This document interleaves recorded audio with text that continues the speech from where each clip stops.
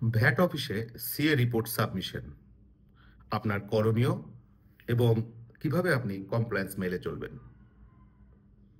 কেমন আছেন সবাই? আশা করি সবাই ভালো আছেন, সুস্থ আছেন।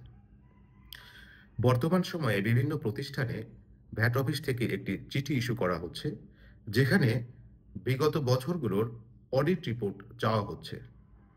সাধারণত বিগত ৩ বছরের অডিট রিপোর্ট ভ্যাট অফিসে জমাদানের ক্ষেত্রে কথা বলা হচ্ছে প্রতিষ্ঠান সমূহকে। এক্ষেত্রে আপনার করণীয় কি হবে? আসলে ভ্যাট আইন অনুযায়ী আপনাকে প্রতি বছর আপনার অডিট রিপোর্ট ভ্যাট অফিসে সাবমিশন করা বাধ্যতামূলক। অর্থাৎ এটি আপনাকে করতেই হবে। বাট আমাদের বিভিন্ন অজ্ঞতা বা অজানার কারণে আমরা ভ্যাট অফিসের সবসময় এই অডিট রিপোর্টগুলো সাবমিশন করছি না। সেক্ষেত্রে বর্তমানে ভ্যাট অফিস যেটি করছে, গণহারে মোটামুটি ভ্যাট অফিস থেকে একটি চিঠি ইস্যু করা হচ্ছে, যেখানে আপনার অডিট রিপোর্ট সমূহ চাওয়া হচ্ছে। এক্ষেত্রে আপনার বিপদ কি হতে পারে এবং সেখান থেকে কিভাবে পরিত্রাণ পাবেন এবং ভবিষ্যতে আপনি কিভাবে এটি কমপ্লায়েন্স হিসেবে ইস্যু করতে পারেন, সে সম্পর্কে চলুন আমরা বিস্তারিত কিছু জেনে নিই। প্রথমত, আপনি ভ্যাট অফিসে আপনার সিএ অডিট রিপোর্ট জমা দিতে বাধ্য। পরবর্তীতে যেটি হবে, তারা যেখান থেকে যেটি করবে, আপনার সিএ অডিট রিপোর্টে আপনার প্রতিষ্ঠান সম্পর্কে বিস্তারিত আর্থিক তথ্য থাকবে, যেখান থেকে ওনারা সহজেই ওনাদের প্রয়োজনীয় তথ্যগুলো সংগ্রহ করতে পারবে।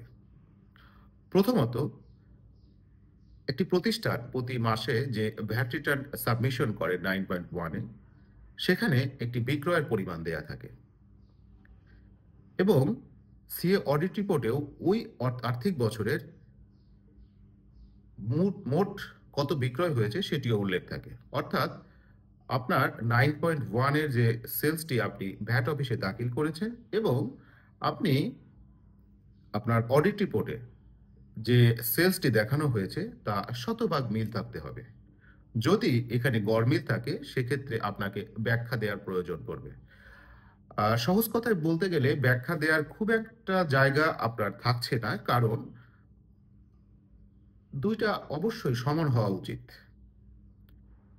যদি কোনো কারণে 9.1-এ আপনার বিক্রয়ের পরিমাণ আপনার অডিট রিপোর্ট হতে দেখানো বিক্রয় হতে কম হয়, সেক্ষেত্রে আপনার উপর জরিমানা সহ আপনার ভ্যাট ইম্পোজ করতে পারবে ভ্যাট অফিস। দ্বিতীয়ত, ভ্যাট অফিস যেটি দেখবে তা হলো আপনার যে অ্যাডমিনিস্ট্রেটিভ এক্সপেন্সগুলো ছিল, সেক্ষেত্রে আপনি ভিডিএস যথাযথভাবে অ্যাপ্লাই করেছেন কিনা। অর্থাৎ বিভিন্ন বিল পেমেন্টের সময়, যেমন আমরা ইন্টারনেট বিল হতে পারে বা বিভিন্ন মেইনটেনেন্স চার্জ হতে পারে, যেখানে অ্যাপ্লিকেবল, সেখান হতে আপনি ভ্যাট কর্তন করে জমা প্রদান করেছেন কিনা এবং তার সপক্ষে আপনার ডকুমেন্টেশন সঠিক আছে কিনা।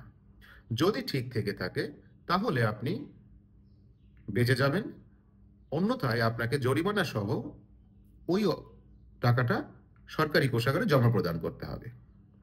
তৃতীয়ত, পারচেস বা ক্রয়ের ক্ষেত্রে আপনি যথাযথ নিয়মকানুন পালন করেছেন কিনা। যেমন একজন ইম্পোর্টার, তিনি যদি দেশের বাইরে থেকে আমদানি করেন, তার সপক্ষে তার যথাযথ কাগজপত্র অর্থাৎ বিল অফ এন্ট্রি থাকা বাধ্যতামূলক, যেখানে আপনার ভ্যাট প্রদান, বিভিন্ন ডিউটি এবং এটি থাকবে, যা দিয়ে আপনি আপনার পারচেসকে জাস্টিফাই করতে পারবেন এবং এটি অবশ্যই আপনার অডিট রিপোর্টের সাথে সামঞ্জস্যপূর্ণ হতে হবে। অথবা আপনি যদি লোকাল পারচেস করে থাকেন, অর্থাৎ নিজের দেশের থেকে বিভিন্ন উপায়ে আপনার পণ্য সংগ্রহ করে থাকেন, সেক্ষেত্রে আপনি যথাযথভাবে ভিডিএস কর্তন করে তা সরকারি কোষাগারে জমা প্রদান করেছেন কিনা তা আপনাকে এনশিওর করতে হবে। যদি আপনি সেটির ব্যাখ্যা দিতে না পারেন, এক্ষেত্রেও আপনি ঝামেলায় পড়তে যাচ্ছেন। এখন বিগত বছরগুলোতে আমরা অধিকাংশ প্রতিষ্ঠানে দেখতে পেয়েছি যে ভ্যাট আইন আসলে যথাযথভাবে মেনে চলা হয়নি। অর্থাৎ প্রতি মাসে 9.1 অর্থাৎ যে ভ্যাট রিটার্নটা দাখিল করতে হয়, বেশিরভাগ ক্ষেত্রেই তার সাথে আপনার অডিট রিপোর্টের কোনো মিল নেই। এটি হচ্ছে বাস্তব অবস্থা। এবং অনলাইনে দেখা যাচ্ছে যারা ভ্যাট রিটার্ন দাখিল করছেন, অনেকেই দায়সারাভাবে ভ্যাট রিটার্নটি দাখিল করেন। কিন্তু অডিট রিপোর্ট করার সময় আসলে বিভিন্ন বিষয় যখন অডিটরের চাহিদা মোতাবেক আপনাকে তথ্য সরবরাহ করা হয়, তখন বেশিরভাগ ক্ষেত্রেই অডিট রিপোর্টের সাথে আপনার যে আ ভ্যাটের যে 9 রিটার্নটা দিয়েছেন, তার সাথে মিল থাকছে না। অর্থাৎ তারা বেশিরভাগ ক্ষেত্রেই ঝামেলায় পড়তে যাচ্ছেন। এখন যেটি হয়ে গেছে সেটির ক্ষেত্রে আপনার করণীয় খুব একটি থাকছে না। কিন্তু ভবিষ্যতে আপনি অডিট রিপোর্ট সমূহ যখন প্রস্তুত করবেন, তখন আপনার কিছু বিষয় মাথায় রাখা জরুরি। প্রথমত, আপনি আপনার যে সেলসটি অর্থাৎ বিক্রয় দেখাচ্ছেন, তা আপনার যে ভ্যাট রিটার্ন এ যেটি সাবমিট করেছেন, তার সাথে অবশ্যই সামঞ্জস্যপূর্ণ হতে হবে। ২ নম্বরে দেখাচ্ছে আপনি যে লোকাল পারচেজ করছেন বা ইম্পোর্ট করছেন তার সপক্ষে ডকুমেন্ট থাকবে এবং লোকাল পারচেজ হলে অবশ্যই ভিডিএস যথাযথভাবে কর্তন করা থাকতে হবে। তৃতীয়ত, আপনি যে অ্যাডমিনিস্ট্রেটিভ এক্সপেন্স গুলো করেছেন, যে সকল ক্ষেত্রে ভ্যাট অ্যাপ্লিকেবল ভিডিএস কর্তন করার কথা ছিল, তা আপনি যথাযথভাবে কর্তন করছেন কিনা, না করলে আপনি তা জমাদান তা যথাযথভাবে কর্তন করবেন এবং আপনার কোনো সম্পদের ক্ষেত্রে ভ্যালু অ্যাডিশন আছে কিনা, যদি সেক্ষেত্রে কোনো ভ্যাট অ্যাপ্লিকেবল রেট থেকে থাকে, সে অনুযায়ী আপনি আপনার কমপ্লায়েন্স পালন করবেন। বর্তমান সময়ে ভ্যাট আইন সহজ মনে হলেও আপনি যথাযথভাবে কমপ্লায়েন্স মেনে না করলে ভবিষ্যতে আপনি আরো বড় বিপদের সম্মুখীন হবেন এবং যেখান থেকে বের হয়ে আসা আসলেই কষ্টসাধ্য হবে আপনার জন্য। সুতরাং আগে থাকতেই আপনি আপনার ভ্যাট আইন যথাযথভাবে মেনে ব্যবসা করুন। সুস্থভাবে ব্যবসা করলে আপনি আর্থিকভাবে লাভবান হবেন, জরিমানার হাত থেকে রক্ষা পাবেন এবং দক্ষ জনবল নিয়োগের মাধ্যমে আপনি যথাযথভাবে ভ্যাট আইন মেনে চলতে পারেন।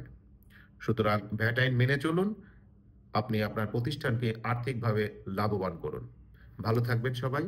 ধন্যবাদ সবাইকে।